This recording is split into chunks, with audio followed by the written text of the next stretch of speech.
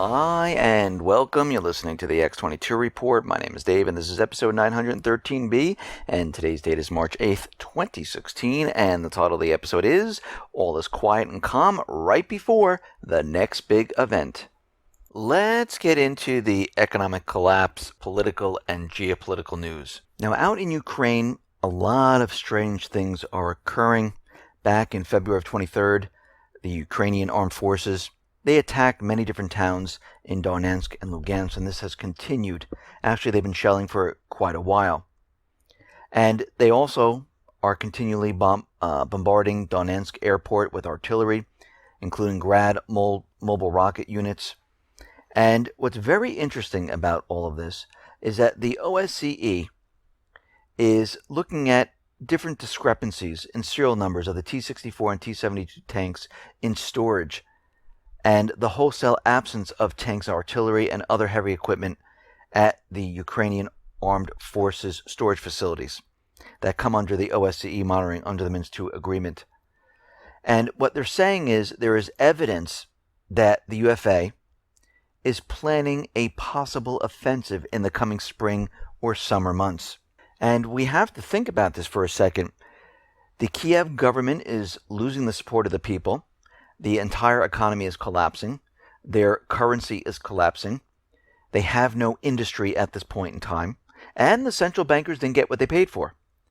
And Poroshenko has received orders from the U.S. government and the central bankers saying, no, we need you to do something at this point.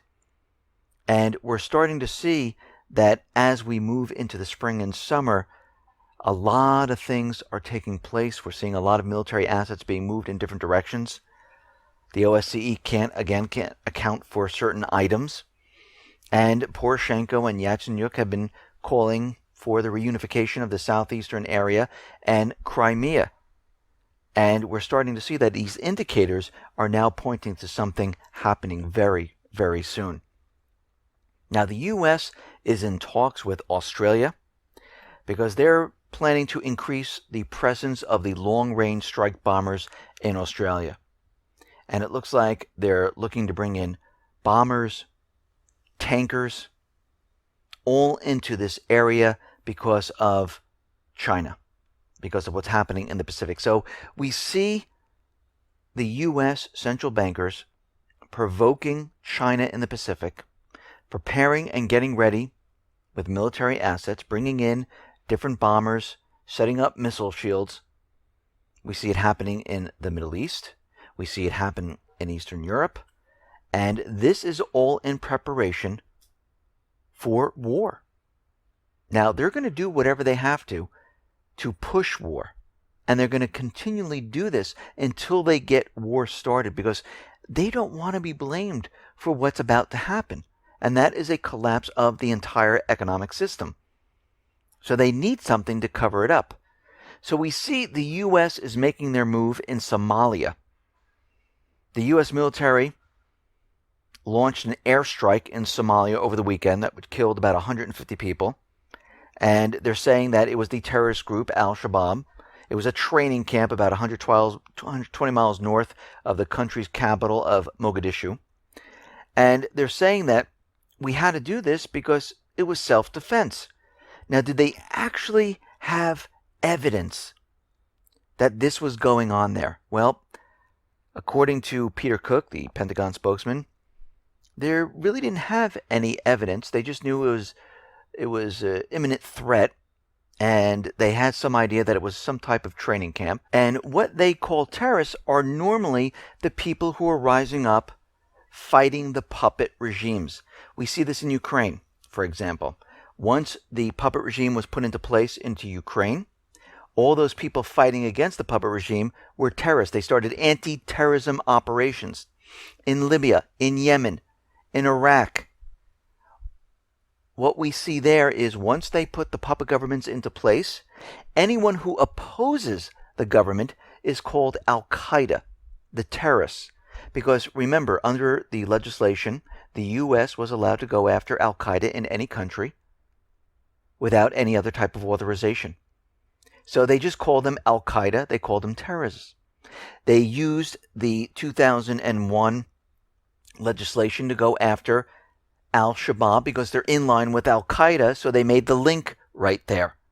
And again, we have to be very careful of who they're calling terrorists, because normally when they say terrorists, it's the people rising up. And on the flip side, they use terrorists to overthrow elected governments. Like in Syria, they have al-Qaeda, they have the Islamic State, they have al-Nusra. They use these terrorist groups, they pay them, because they're all paid mercenaries, to overthrow the government. And once the government is overthrown, anyone that opposes them, they are now the terrorists. They're al-Qaeda, they're the Islamic State, because those are the people who are fighting against the puppet government. And this is what we're seeing in many different areas. And of course, the U.S. is saying that they did this because it was self-defense. Now, the Houthis, they are on their way to Saudi Arabia to discuss ending the war in Yemen. And this is coming from two Houthi officials saying that, yes, Saudi Arabia is looking to have peace right now. Are they really looking to have peace? No, they're trying to make a deal where the puppet government comes back into power, and they want the Houthis to accept this. This is most likely what the talks are going to be about. It's going to be very one-sided, just like they are with Syria and the opposition and Assad. They're very one-sided. Assad stepped down. They're going to do the same thing in Yemen. And when they don't agree, the fighting will continue. We see the operation to liberate Mosul in Iraq is already underway. And remember, the Iraqi army has been moving troops closer and closer to Mosul. We've had the warning about the dam that might come down. We'll have to see, because remember, the Iraqi forces are pushing forward. The U.S. is staying back, and their advisors are helping them. And if the Iraqi forces don't do what they say and kind of steer clear of the proxy armies they're trying to protect, the U.S. might blow that dam to cover up what is really going on in there, because they don't want what happened in Ramadi to happen in Mosul. So we're going to have to watch that situation very carefully. Now, we see Turkey, they are clamping down on freedom of speech. And it seems that they've seized control of another news agency, and this makes two of them. And they don't want the press reporting on what's really going on in Turkey. And I think what's happening at this point is that the U.S., the coalition forces, Turkey, they're getting prepared for this major offensive, and they don't want anything leaked out of their next event that is coming. And I think everything is originating in Turkey, and they gave strict orders to Erdogan right now to basically clamp down and shut up the opposition party, to keep the newspaper quiet, take control of the situation, block any type of news that is coming out of there that might lead to people thinking that they're behind any of this. And it seems like they're putting this into overdrive. And freedom of speech has completely deteriorated since 2013, according to a lot of the monitoring groups, and it is accelerating in this area. Now, as we know, Turkey is continually firing into Syria. They're keeping the corridor open. They're hitting different areas to keep the Syrian armed forces and the Russian forces away from this corridor, because they want to continually supply their terrorist groups. And we know that Russia has been supplying the U.S. and the coalition forces evidence of Turkey shelling into this area with satellite imagery, with video showing where it is coming from. So the United States decided to look into this, and they have looked at all the different types of information, and they've come to the conclusion that there is absolutely no proof that Turkey is shelling into this area whatsoever. They said, we've seen reports, we looked at them, and we've done an investigation into this, and they're really not shelling anyone across the border. We don't know what's going on here. Why people are saying they are. We don't see it. And remember, Russia put forth a UN resolution about Turkey shelling into Syria, and they wanted the UN to look at it to say that this was against international law, and the United States stepped in and vetoed it. And this should tell you everything at this point, that they know exactly what is going on. They know what Turkey is doing because they're instructing them in what to do. Of course, behind the scenes, so they're not implicated in any of this. And this is why they came out and said, yeah, we don't see any of this. And of course, as we know, they don't see any of it because they're planning for this major event that is coming soon. I don't know if it's going to be tomorrow, the next day, but I do know within the next couple of weeks or a month or so, we're going to see something very big happening. Because they need to continue with their war. Remember, they never stop in what they're doing. Their goal is always the same. If a plan doesn't work out, they stop, they recalibrate, they rework the plan, and then they go forth for the same goal. Russia is reporting that since the truce, they have not hit the Free Syrian Army whatsoever, the opposition, I should say.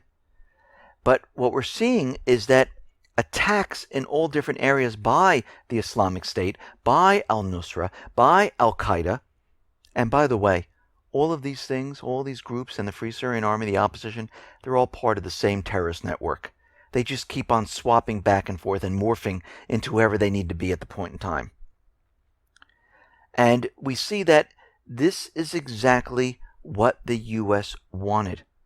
Because they're able to say, okay, the Free Syrian Army is in this area, and all of a sudden they turn into the Islamic State and they start attacking the people. Yesterday we reported that the U.S. is building 2 air bases. We know there is one air base in the Kurdish-controlled northern Syria, and they're going to be using this for dual military and civilian use. We know they extended the runway to bring in the C-130 transport planes. And they're building a second air base in the Kurdish-controlled Kobane area. And the Kurdish Democratic Union Party will act as a mediator between the U.S. and the landowner. And I know the Pentagon is out there and they're denying all reports that they are doing this at this point. And as we always find out at a later period of time, yes, indeed, this is exactly what they were doing. And we know at this point that they're preparing for a major offensive. The ceasefire was a timeout to help the U.S., the coalition forces, Turkey, plan for the next event. Now, where's this event going to be? We don't know exactly at this point in time. It could be in the UK. We know we're getting warnings there that there's going to be something spectacular and enormous. We're hearing calls of lone wolves attacks in the United States. We're hearing there's rumblings about something that might happen in Europe. So we're looking at all of these different situations, and we really don't know at this point in time where they're going to do this, or are they going to do this all at once to really push this entire thing into overdrive. And we see already the U.S. during this ceasefire, which is very odd that during this ceasefire that many of the countries are bringing in more military assets, more troops, having more drills. Lebanon has travel advisory warnings. Diplomats from United Arab Emirates, Qatar, Saudi Arabia, etc. are leaving this area. We see the Islamic State being airlifted to different areas like Jordan. We see the Islamic State morphing into the Free Syrian Army, back into the Islamic State. We see all the border areas where the Islamic State once held, now they're held by the Free Syrian Army. And the Free Syrian Army is basically back in full force once again. They kind of disappeared, and now they're reappearing once again and making sure that they have control of all the different areas, because they know Russia will not bomb these areas now. And we can see at this point that they're going to be pushing this next plan full force. The Kurds now are reporting that the Islamic State, Al-Qaeda, Al-Nusra, the terrorist groups, they're using yellow phosphorus in chemical attacks in different areas in Syria. And once again, we have the terrorist groups using these type of weapons. And every single time the U.S. comes out and blames it on Assad, and we come to find out always later on that it wasn't Assad, it was really the terrorist groups, which are controlled by the United States government, central bankers, Israel, the coalition forces. Now, Obama is sitting in on a Pentagon plan to attack the Islamic State in Libya. We know it's not the Islamic State they're going to be attacking. It's going to be the elected government and the people of Libya. And they have received an extensive list of military options. And they're calling on the unity government. They want a unity government so the unity government can invite the U.S. and the coalition forces in. Now, America, England, France, Italy, they have special forces in Libya. They've been there for months.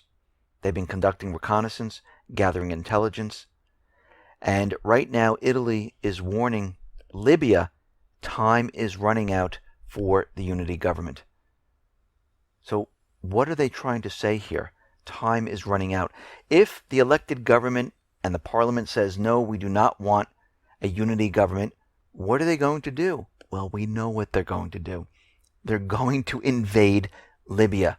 They rather have it where the unity government invites them in, but if all the diplomatic bargaining completely falls apart and they can't convince the government in Tripoli to accept this, they will be forced to accept it or they'll be wiped out. And we can see this is what's been building. This is already baked into the cake. It's planned. It's ready to go. Everything is being prepared and ready. And most likely, in the next couple of weeks, in a month or so, maybe even sooner, we're going to see the Middle East light up. Because we can see at this point, United States government central bankers, the private Western central bank countries, they're becoming desperate. They cannot wait any longer. They need to push this war forward. They need an event because no one is believing anymore. No one is on board with their agenda.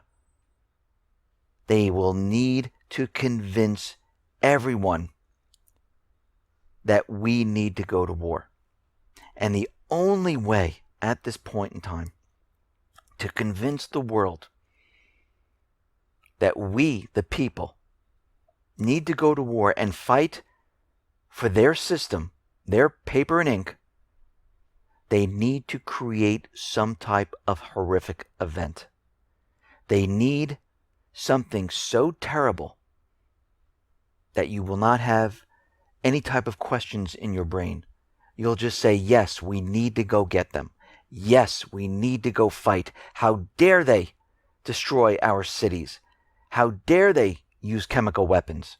How dare they use biological weapons? How dare they ruin our financial system? This is what they're preparing to do. And it either go big or go home. Because a small event will not do it today. If you notice, all the small events that they're having, they're losing traction. And they know this. Now, we know this is going to be an inside job. We know this is not going to be the Islamic State. It's not going to be Al-Qaeda. It's not going to be Al-Nusra. It's not going to be Russia. It's not going to be China. Because we know the terrorist groups are controlled by the U.S. government. They're paid. They're not going to do this. We know Russia and China have absolutely no reason to do this at this point.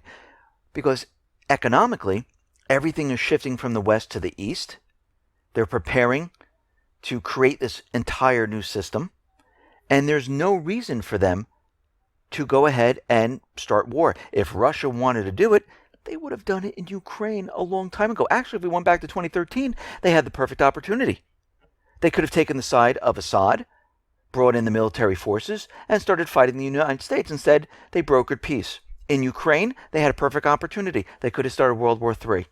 Instead, they brokered peace. Same thing here in Syria. Once again, they came in and they said, we're going after the terrorists. Then they brokered peace. So if they really wanted to, they could have done it so many different times, which shows us this is not what they're thinking of. This is not what they're looking to do. Remember, NATO, the U.S., they moved military assets into the region first to provoke Russia into creating and placing their military assets into position. The same thing out in the Pacific. Remember, Obama came out and said, we're going to encircle China. Carter went around making deals, placing missile systems all around China. They're bringing in bombers into Australia. This whole thing is a complete setup for war. And they're going to need this event. Listen, everyone, thanks a lot for listening. Be well, be safe, and especially be prepared. Thanks a lot.